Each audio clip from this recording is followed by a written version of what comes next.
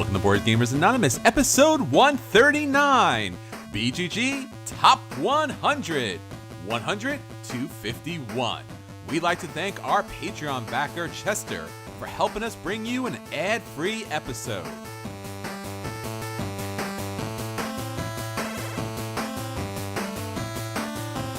You're listening to a proud member of the Dice Tower Network, dedicated to bringing podcasters together for the greater good of gaming. It's sort of like Voltron, but with better lip syncing. Find out more at dicetowernetwork.com. Welcome to Board Gamers Anonymous, the podcast about board gamers and the insane fun we have at the table together. This is Chris. And this is Anthony. Hey, Anthony. We are talking about the new Star Wars trailer this episode, right? Yeah, I'm cool with that. All right. That's what we're doing. I don't see it on the spreadsheet, but I'm cool with that. Okay. Spoilers? No spoilers? What are we doing? I guess we should do no spoilers because All we're right. a board game podcast. That might throw some people. Star Wars! No, we're actually a board game podcast, and we're not going to be spoiling the new Star Wars trailer for you. But if you're a Star Wars fan, you should definitely check that out. Yeah, I got distracted. Aw. You said Star Wars, and I was all like, I just took off, forgot what we were going to talk about. Now I have to go back to board games. Aw. That's okay. It's my second favorite thing. Okay. Well, you know what's actually funny is sometimes, especially I think with the Lego sets, it actually gives away spoilers for the movie. But I don't think we've seen that yet with board games, right? No, the board games, they're usually incredibly mixed up. Like, I just got the new Imperial Assault expansions, and there's nothing in there that's even remotely spoilery. It's like just random stuff from the Star Wars universe, or it's like 2 years behind. Like, they just now are releasing content from like Rogue One and Force Awakens in their games. So I think we're safe. I don't know. I'd like to have a little kind of inside look into the new movies if it was, kind of deep within a strategy board game that there was some kind of mechanic or character that, no one knew about, instead of having these typical like, hey, the new Lego set's out here and it spoils everything. So, That's true. It's true. They do. yeah. So, well, that's what's typically going out in the world because that's really the only thing that's going out in the world, right? We're pretty clear about that. Yeah, Star Wars. There's a new Star Wars movie in 2 months, so whatever about everything else. Exactly. In January, we can get back to worrying about nuclear holocaust. In January, we'll start worrying about regular warfare instead of intergalactic kind of warfare. Yeah. All right. But beyond that, what's going on with BGA, Anthony?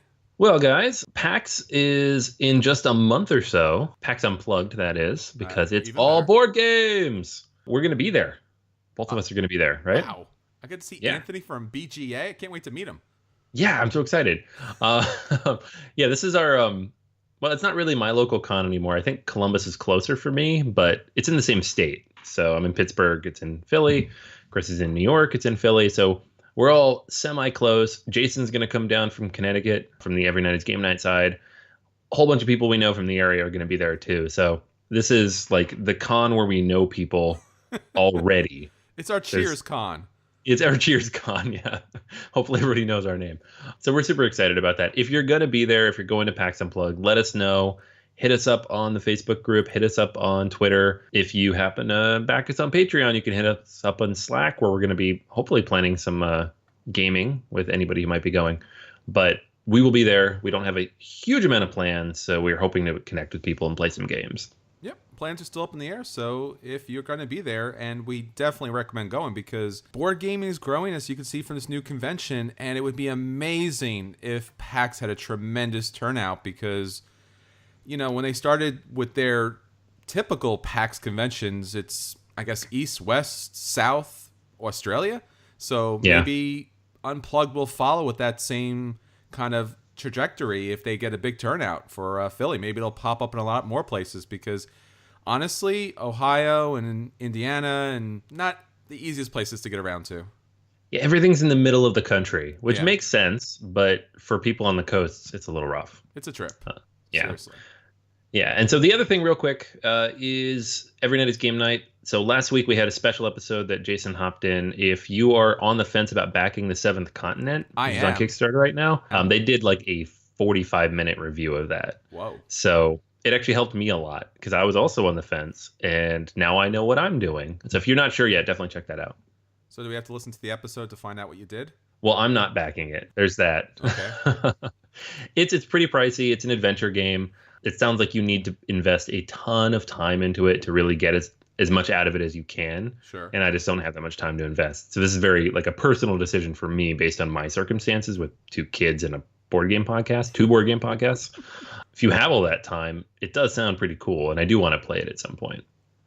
Yeah, I looked over this many, many times. I think it's for the full kit and caboodle. It's like $129 or something like that, which is really expensive, but the reviews have been excellent. But like you said, the time commitment's been a little challenging. So I'm going to be literally waiting until the last second to decide whether or not to click on it. Yeah. I'm hoping someone I know has it and I can borrow it or something for a weekend at some point in the future. And I'm going to I'll love it and then I'll kick myself for not backing it. But I don't know. I still got Gloomhaven sitting there with like 80 plus missions left to go through. And I'm like, sure, I'm good. So. Makes a lot of sense. All right. Yeah. So what's going on with everybody else on BGA on Facebook and our question of the week? Yeah. So I asked everybody a question that's near and dear to my heart. What game has been sitting on your shelf unplayed the longest? And apparently people have a lot of games because this one broke the record for the most responses we've gotten to date. We got Shocker. over 30. Yeah, no kidding. We got over 35 responses here. So obviously I can only read a few, but I'm just going to list off a few games that people mentioned.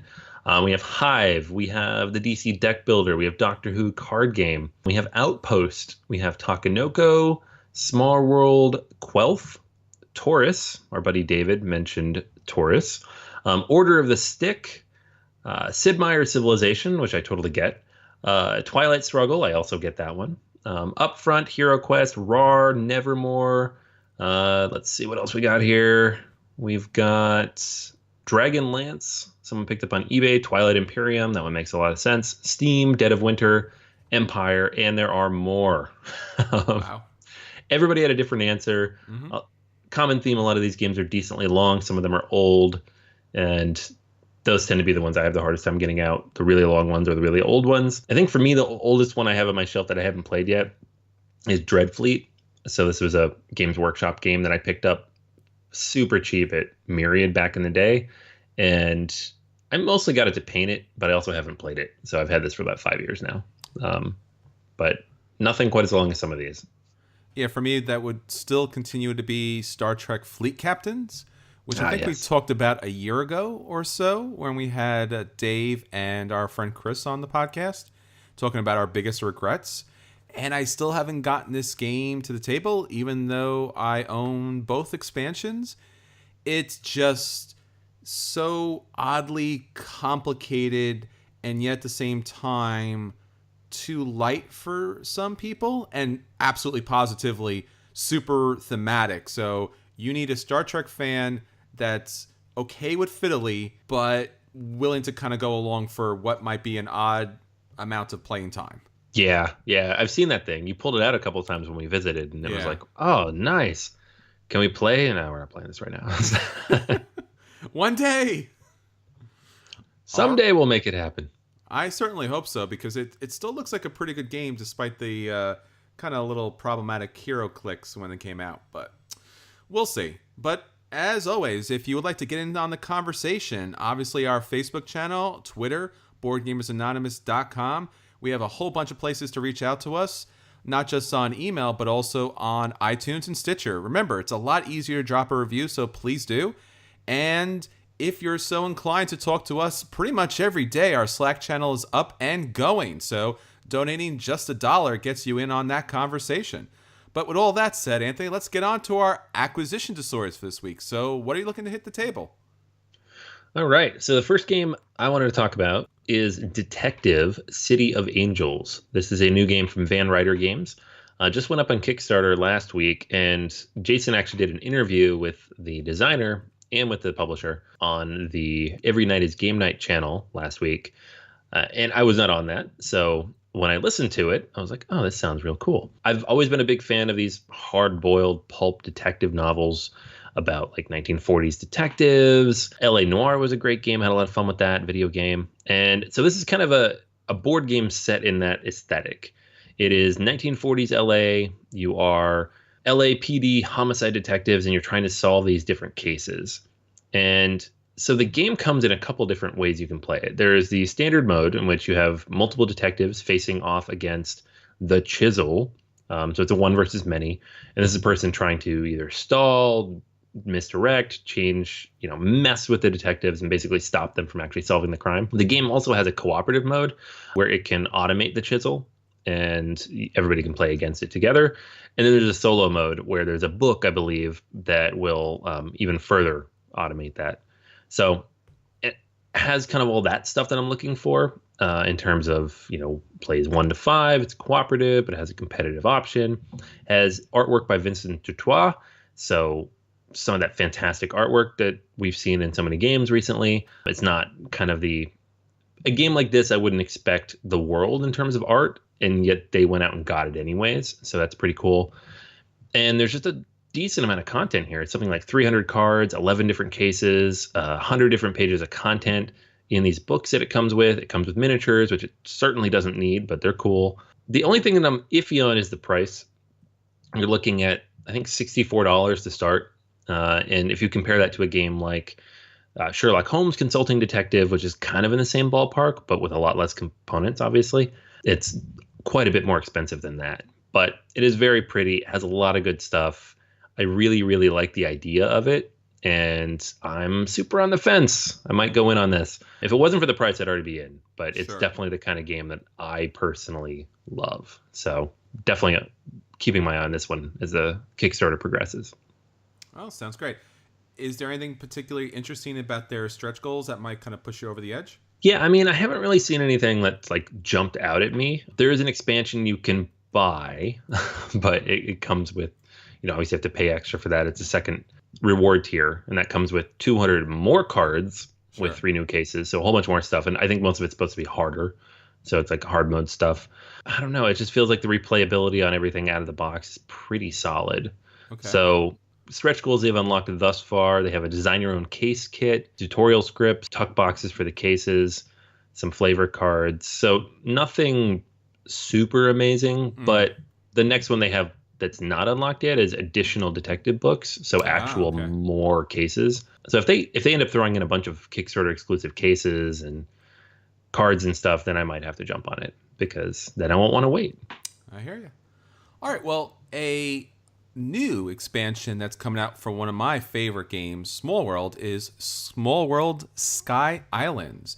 So this mixes up Small World on a certain level as it adds 4 new races, 3 new special powers. So you're getting Storm Giants, you're getting Wendigos, you're getting Scavengers and Scarecrows, and you're getting Exploring powers, Goldsmith powers, and Airborne powers. Now, these powers are important because basically what you're going to do is, if you've played Small World before, it's basically a territory control game with a very deterministic way of taking over different areas. But what's really genius about the game as far as an area control game is concerned is that even the base game comes with so many different boards, so it really shrinks or expands based upon the number of players, and yet at the same time it feels tense, it feels interesting and engaging the entire time. Now what Sky Islands does is it adds 2 new boards. And basically what you're going to do is you're going to play with 1 less player count for the size of the board. So it's going to make the board a lot smaller. But you're going to add these Sky Islands to the gameplay. And basically what you're going to have is you're going to have a stairwell, or you're going to have a beanstalk fitting that very kind of Small World aesthetic. And you're going to be able to use your player tokens, if you're controlling that particular area, to climb up to the Sky Islands and then conquer those islands, which give you obviously more opportunities, but also gives you an additional coin for each of those areas that you control. So those Sky Islands are a lot more valuable than the regular board, so everyone's going to be rushing up there. And especially with these new powers and these new races, it's going to add a lot more to the gameplay. Small World's fantastic. Sky Islands is a great idea because it does both things: new races, new abilities, and new board kind of content. Typically, they usually add one or the other. Here you get both. Great, brilliant. Got to pick this up. big Small World fan, check this one out. I still got to play more Small World. I don't know about all these expansions, man. I've barely played their base game. Yeah, there's a ton of stuff, but it's really nice to get the almost endless number of player powers and races and kind of mix and match them together. That's what really makes Small World so unique, because you're not just playing one race and one power set for the whole game. You're going to retire that typically 2 or 3 times throughout the game. So that's a lot of fun. And then all the different race interactions is a lot of fun. And it's a very smart game despite its very cartoony look. Definitely something to check out in the future. All right, so that's our acquisition disorders. Now on to our at the table. So, Anthony, what do you have for us this week? Okay, so I have a game called Brilliance, and I'm going to be making a lot of weird enunciations here because this game is full of puns with the word ant in it, and I feel like I have to say them because I had to read them. So, so everyone has to suffer? Is that what you're trying to say? Yes, I'm going to share that with everybody. All right. Good. So Brilliance, it's designed by Maxime Tardif. It's from Sphere Games, and we ran into these guys at Gen Con. This game was kickstarted, and it just recently got out to mass market everybody. Now, the weird thing about this game, and I say weird because you don't typically see this, is that it's a box full of a ton of components. Chris, I know you lifted this box too. It weighs a good 7-8 pounds, right? Yeah, despite it being little tiny ants, it was probably the heaviest game that I was carrying around in Gen Con. Yeah, it's a ton of stuff in the box, and yet on the box it says 8+. And when you open it up and you read the rules, it has rules for children and also more advanced rules for adults. And once you play the game, it's fairly accessible. But first off, let's describe the game. The basic idea of the game is everybody has their own ants. You have 3 different types of ants. You have warriors, engineers, and farmers. There are different predators that move around, and you're going to take different actions, either laying eggs to get new ants, moving ants, or displacing a predator, basically to mess with other people. And the goal of this is to move the ants around either inside your anthill to open up spaces there, or out on the main board to pick up different resources. You take those resources, you basically turn them into complete sets, and you get victory points. Fairly straightforward. Not a ton of complexity here. Now, the thing about the game, though, is that despite the fact that the basic rules are fairly simple, and there's a few other things involved, like you can get those predators involved and block people. You can establish your own territories with the pheromones. When you take an action, you'll be dropping pheromones around, so kind of blocking off space that belongs to you. You have to manage your own individual player board. You have all these different things you kind of have to keep track of, plus your hidden objective cards that you're picking up. So while the basic idea of the gameplay is fairly simple, I feel like I could describe this game to other gamers in like 5-10 minutes and everybody would be in on it and be fine. We could get going and play the advanced version. It'd be great. I do not see how I could play this with a 7 or 8-year-old. There's just too many things going on. It's not complicated. There's too much stuff. That's not a bad thing. I think, by the time my kids are like 10, we could definitely get them in on this. I think they'd have fun. There's a ton of pieces all over the place. You got the little ant miniatures, lots and lots of fun there. In terms of a game itself, the introductory version of the, what do they call that? I can't remember the beginner version. It's some pun on ants. Intermediate is intermediants. So, and then advanced. Okay. I see what you did so those, there. Yeah, they're fun. So intermediate version, I don't think you'd ever really play. Advanced version is what you'd play with other gamers. The beginner version is a good way to learn the game. And if you're playing with slightly older children, I think the game suffers a little bit in that it tried to do too many things, combined with the fact that the rules are kind of poorly written. You think there are only 1 or 2 pages of rules for each of these different versions of the game. So it's not enough. Once you read through that, you don't quite understand how to play. You end up reading through it multiple times, trying to figure out what you're supposed to be doing. It's not a complicated game. The rules shouldn't be that bad, but they are quite bad. I think there's a better version online you can download, but the one that comes in the box, not great.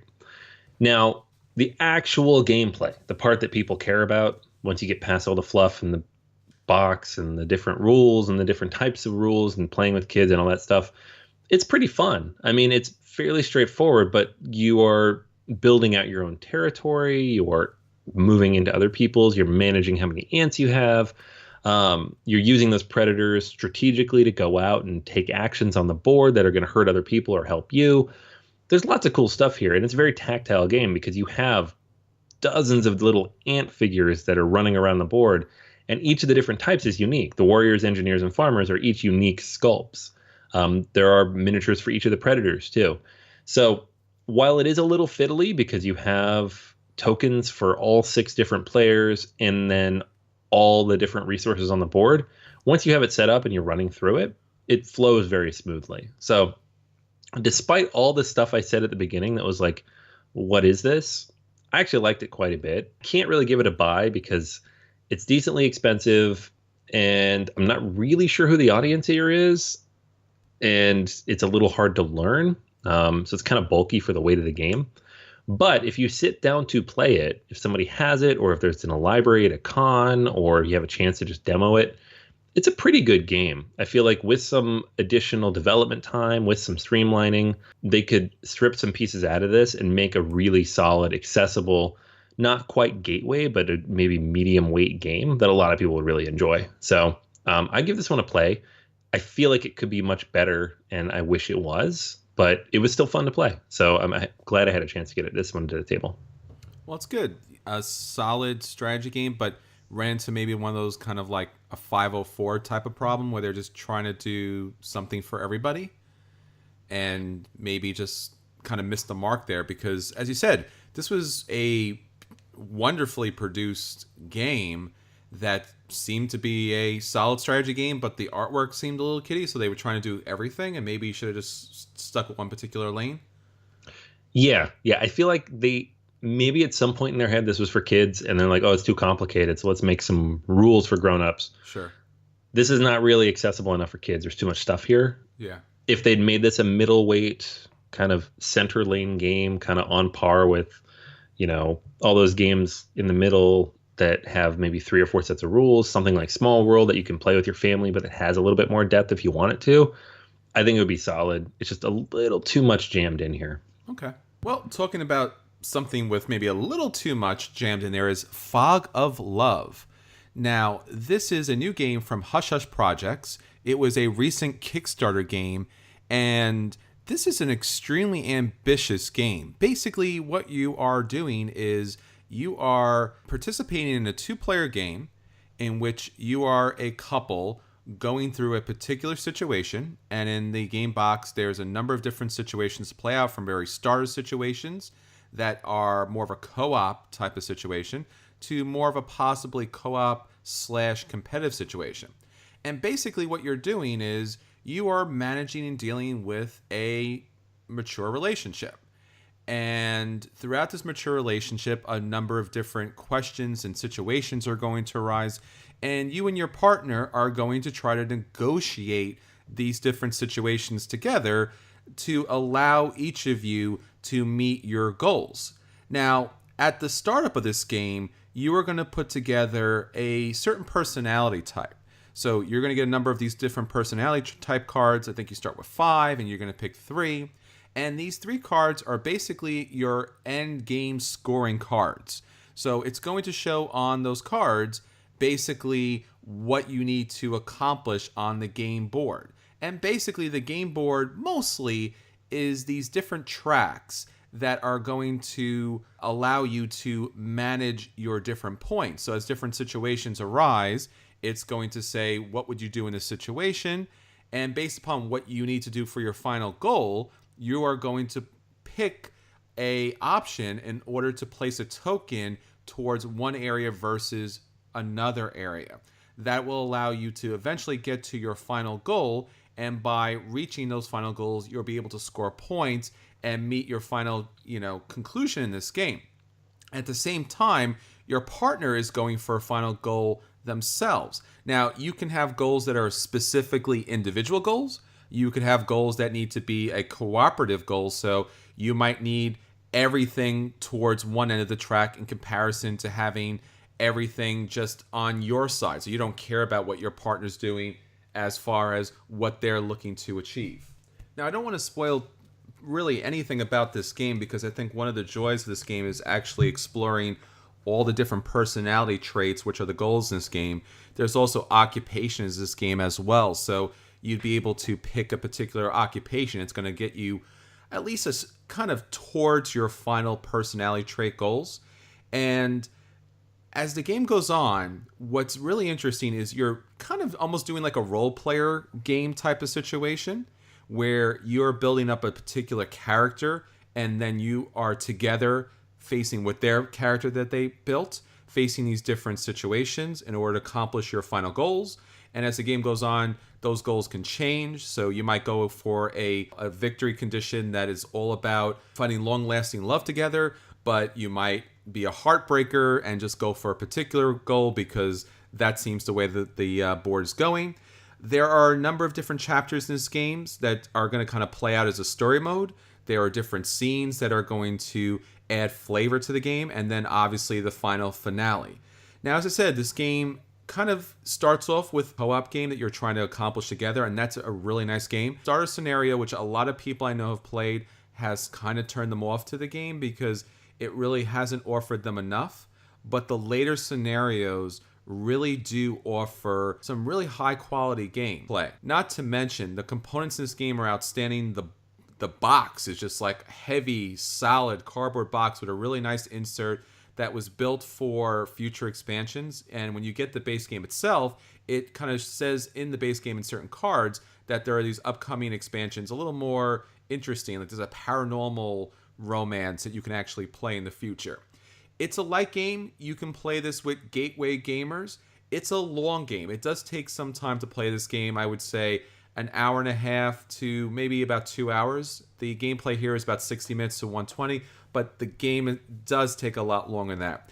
The text on the cards is quite small, so if you do have a little challenge with that, you might need a magnifying glass in certain cases. But in general, this game benefits from role-playing. It benefits from really playing out the character. Don't look at this game as a kind of straight relationship game like, hey, let's get to know each other better. That's not what this game is. This game has a number of, like as I said, a Euro game with kind of the role-player mechanics with time story kind of look to it and a little bit of their gameplay kind of incorporate into this.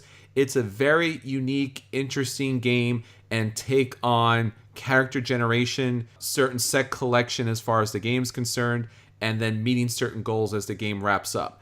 This game, for the uniqueness alone, gets a buy. It gets a kind of a low buy because I think that the game needs more scenarios, because once you play through the scenarios, yes, you can kind of mix up the scene cards, but I think you kind of have played it out a little bit. So it kind of burns out as far as like time stories. Once you kind of go through a scenario, you kind of seen everything it could do. So recommendation for Fog of Love. Now, the second game I want to talk about very quickly is a new game from Japanime Games, and this is the Terrifying Girl Disorder. So this is more of the paranormal type of relationship. Now, this is based on a Japanese novella, and it's kind of like, let's say, young women growing up, discovering their powers, kind of like almost like a dark, twisted X-Men kind of world version, as far as they discover their powers, and instead of kind of taking on the bad guys, this evil corporation's kind of clamping down on them. And during one of these situations when they kind of come for these young ladies, one of them kind of wipes the memory of all the other game characters. So at the start of the game, you are one of these characters, but you're not sure exactly which character you are.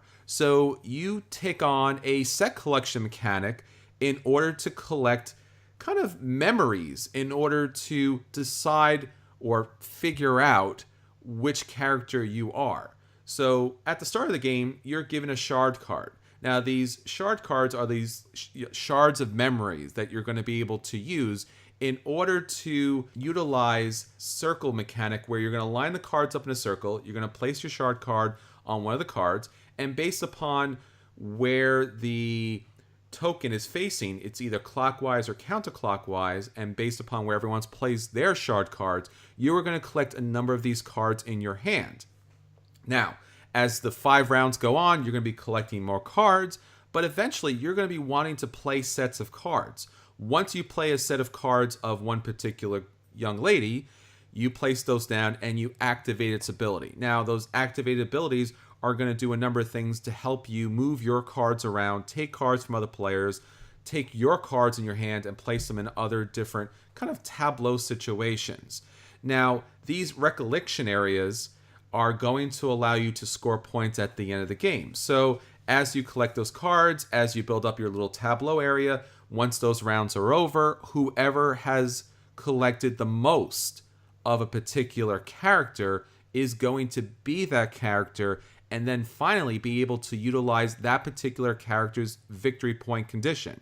Now, the victory point and the condition are very different depending on the character. So, for example, one of the characters might benefit for collecting the most of that particular card. Some might collect the least, and some might just collect the middle amount. So it's challenging as far as what are you actually going for in this game, because as you're collecting your particular sets, other players are playing cards that are kind of messing it with a little bit, adding cards to your hand, taking cards away from your hand. And at the end of the game, for every card that matches the set that you were collecting the most out of, you're going to score additional victory points. This is on the lighter side as far as games concerned. It has a really interesting mechanic to it as far as collecting these sets that are going to kind of change throughout the game. The story is interesting, and as I said, it's on the lighter side. Really nicely done artwork. You're going to look at 7 different pieces of artwork basically as far as the girls are concerned, and each of them going to have a different special ability. So variable player powers, set collection, anime and manga fans are going to really like this game. I'm going to give this game a play. I think that it fits nicely as far as offering a different type of mechanic for the set collection mechanic. The artwork is nice enough to kind of involve everyone into this type of game. I just wish it was a bigger game, to be honest with you. What we're looking at here from Jap Anime Games and Manifest Destiny is a game that I'm hoping that can grow later on. So that's the Terrifying Girl Disorder. Yeah, that one looks pretty cool. I'll just have to check it out. All right, so that's our At the Table with BGA. Now on to our feature review.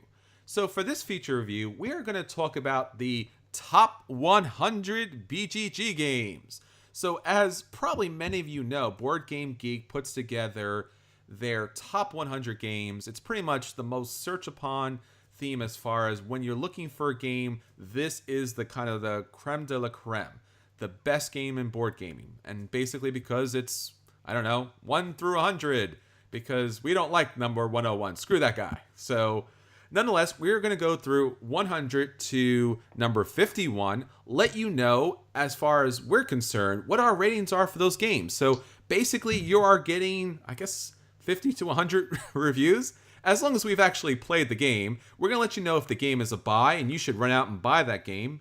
If it's a play and it's something you should check out at the table. If the game's a dodge and you know what, there's really better things for your time. Or if the game's the dreaded burn and it's really something that's better as kindling than it is as a board game. All right, Anthony, are you ready for this? Let's do it. All right, so number 100, Zombicide Black Plague. Against all odds, this one got a buy for me. Okay. Well, for me, it's a not played as of yet. Number 99, Splendor. A begrudging play. It's a non-begrudging dodge for me. Number 98, Hansa Teutonica. Definitely a buy. Must play. Yeah, this is a play for me. Number 97, Age of Steam. Haven't played it. I hate to say it too. I haven't played it either. Number 96, La Granja. Haven't played it. It's a play. It's a solid play. Number 95, The Lord of the Rings, The Card Game. Go buy this, guys. It's awesome. Yeah, I agree. This is a great game and definitely a buy. Number 94, Japor. Hadn't played it until 3 months ago, and then the app came out, and it's amazing, and I've played it a lot, and it's a buy. Still haven't played this game. I know the app is on my list, but still haven't gotten it yet to the tablet. All right, number 93, Steam. It's a solid play. Really enjoyed it. Have not played this game. Man, train people are going to be mad at me. Number 92, Goa. Finally played this like 2 months ago. Oh, Definitely a buy. Yeah, this is one of my favorite games. It's a buy. Number 91, Captain Sonar. Super impressive. Not sure it's worth buying, but definitely a play. Yeah, I'm going to say this is a play just for the spectacle of it. Number 90, Combat Commander Europe. Unfortunately, have not played. Same, haven't played it. Number 89, Cosmic Encounter. Oof, here's a can of worms. It's a play for me. It's a play for me as well. Number 88, Paths of Glory. Sorry, Wargamers, still haven't played this. They got war games, man. They're going to mess with us. Haven't played it either. Number 87, Istanbul. A play. Play here, might as well. Number 86, Chaos in the Old World. Haven't played it, but if you find it, buy it, because it's out of print. Haven't played it, and I think the skin board is going to keep me away from it. Number 85, Ticket to Ride Europe. Solid play. Solid plays, agreed. Number 84, Railways of the World. No, this one's fantastic. This is a buy. I still have not played this game. I'm really upset about that. All right. Number 83, Commands and Colors Ancients. Unfortunately, have not gotten this particular one out yet. Nope, same here. Haven't gotten to the table. Number 82, Suburbia. It's a top 10 game for me, so definitely a buy. Definitely buy. Same here. Number 81, Nations. One of my favorite Civ builders. Definitely a buy as well. It's circling my table, but has not yet landed, so haven't gotten to the table yet. Number 80, Star Realms. This one's dropped to a play for me recently because of other games coming out, but it's still very solid. It's still a buy for me. I still really love this game. All right, number 79, Forbidden Stars. Own it. Haven't played it. Never played it, and now that's out of print, probably never will. Number 78, Ora Labora. One of the few Rosenbergs I have not gotten a chance to play yet. I own the reprint, but have not gotten into the table yet. Really disappointed about that. Number 77, Legendary Encounters, an alien deck builder game. Literally the only Legendary game I will play. So this is a strong play for me. I haven't played this one yet, and as you said, I was hoping to get this to the table. Number 76, Arcadia Quest. So much fun. Definitely a buy. Yeah, absolutely a buy. Just be careful. It's an obsessive buy. Pretty simple with that. Number 75, A Game of Thrones, the board game, 2nd edition. It's a Game of Thrones as a board game, so obviously it's a buy.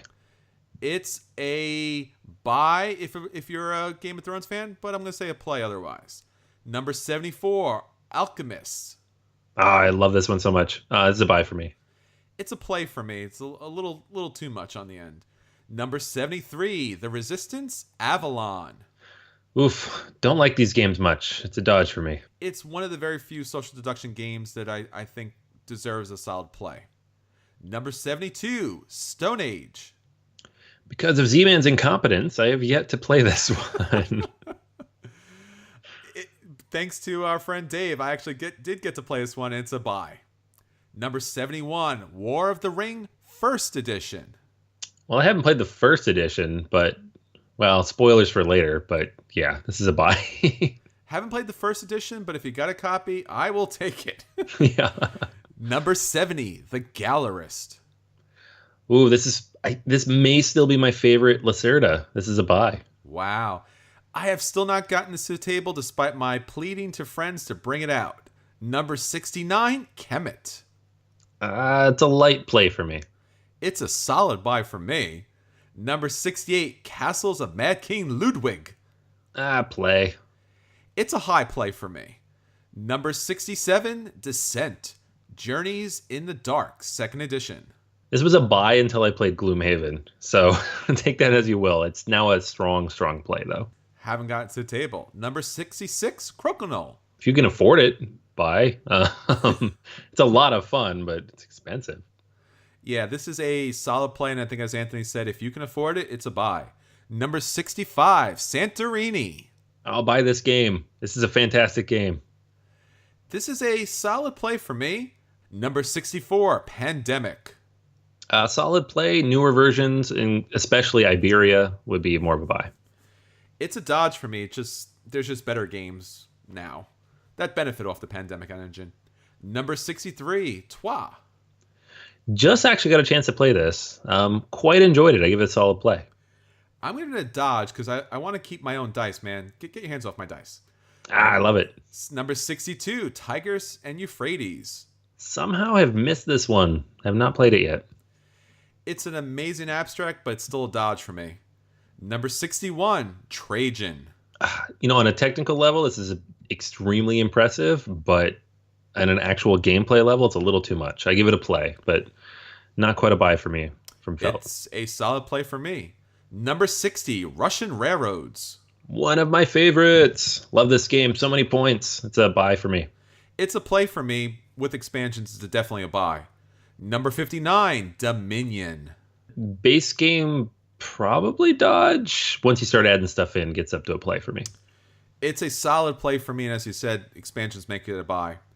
Number 58, Sherlock Holmes Consulting Detective, The Thames Murders and Other Cases. Oh, this is such a cool thing, guys. This is so much fun. This is definitely a buy, especially now it's back in print and there's a second set. Definitely check it out if you like this type of mystery. Never played it, but hopefully someday I will crack that mystery. Number 57, Mombasa. Very, very solid play. Lots of fun. This is a high buy for me. Love this game. Outstanding. Number 56, The Seventh Continent. This sounds familiar. Yeah, maybe we just talked about this. Yeah, I haven't played it, but I'm dodging, but that doesn't mean anything. I haven't played it. Yeah, I haven't played it yet either, but hope to someday. Number 55, Clank, a deck-building adventure. I picked up a copy several months ago, and I've yet to play it, so take that as you will. Sure. I give it a play. Number 54, Battlestar Galactica. Such a good game and very thematic, but I can't give it more than a play. Yeah, it's a play for me as well with the additional expansions, and if you're a big BSG fan, then it's got to be a buy. Number 53, Fields of Arl. One of Rosenberg's best 1 and 2 player sandboxes. This is definitely a buy, but remember, 1 to 2 players. So, limited audience. Yeah, have not played this one as of yet, but definitely want to get to the table. Number 52, Star Wars X-Wing Miniatures game. Bye. It's a buy for me as well, but as you can hear from Anthony, be very, very, very careful. Bye! Be careful. And finally, number 51, Dominion Intrigue. I'll give this one a play just because I just said Dominion's better with expansions, and here you go. Standalone expansion. Sure, this is probably one of the best expansions for Dominion. I think pretty much everyone agrees on that. So this is a solid play for me. All right, so that is our number 100 to number 51. Next episode, number 50 to number 1. So it only gets better from here on out. All right, so that's everything for this week. Until next time, this is Chris. And this is Anthony. And we'll save you a seat at the table.